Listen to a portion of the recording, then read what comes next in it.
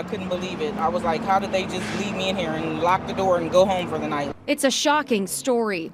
A Valley woman says she was trapped inside this NextCare Urgent Care in Laveen after hours. She was there for a sore throat and saw a doctor during one of the last appointments of the day before the office closed at 8 p.m. So she walked out of the room. I sat there just waiting for them to come back with my prescription and my discharge papers and stuff. So I sat there. I was on. Next thing she knew, it started to get really quiet until it fell silent. And I was waiting and wondering what's taking so long for them to come back. So I stuck my head out of the exam room. I didn't see anybody, so I kind of just called, anybody here, and nobody answered. So she walked out of her patient room, and the security alarm went off. It was loud. It was a scary ordeal. So I was just kind of panicked. She rushed to the front door, and it was locked. After knocking on the windows and waving her arms, someone in the parking lot saw her and ran over. But they had to call another staff member to come back to work and let her out.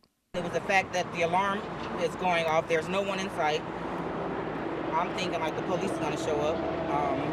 How did I get in the building? She's sharing her experience now because she worries nobody cleaned the exam rooms at the end of the day or checked to make sure the patients were all gone. Disease and sicknesses, illnesses, they're out there, and if they're not cleaning in doctor's offices, then who can we trust? NextCare did apologize to her. The company tells me they launched an internal investigation, and the staff responsible for room turnover and discharge protocols were fired. They didn't clean mine. How many more did they not clean? If they did not check my room, how many more rooms did they not check? How many times has this happened in the past before? Is this going to happen again? To prevent future issues, NextCare says they are reviewing and strengthening policies and procedures to make sure a patient is never stuck inside the clinic again.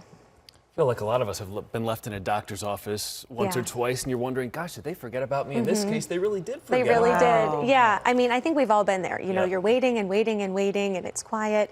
But yeah, like you said, nobody really came back. And it's kind of crazy that just opening the patient room door and stepping outside triggered that alarm. And it's, she's locked. She said all the lights were on, though. So it was about 8 o'clock, a little after 8 o'clock. So it kind of was something you could really see from the parking lot since all the lights are on and the sirens blaring. So someone was still in the parking lot, thankfully, that could come get her. And NextCare has a lot of locations here in the Valley. It sounds like they were pretty responsive, though, when you reached out. Yes, they, issued an apology to her. They say they really regret this situation. They're going to do all they can to make sure it doesn't happen again. The people involved that night have been let go, so hopefully it doesn't. But I mean, kind of just crazy that it ever did. Yeah, and these are simple steps that they can take to ensure that it will never happen again. Knock on wood. Micaela.